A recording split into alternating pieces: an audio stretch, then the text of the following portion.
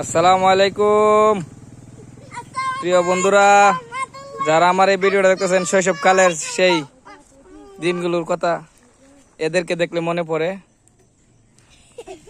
বাবুরা, তোমরা এখানে কেন আসছো? কি পার্টি? বেলম্বু কোথায় দেখি?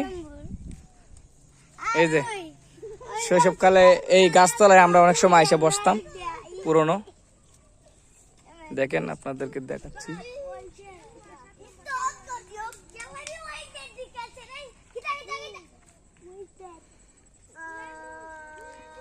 আসছি খেলার উদ্দেশ্যে, আজকে খেলার যাবো মাঠে। এই যে আমাদের মাঠ, এই যে এই জায়গা।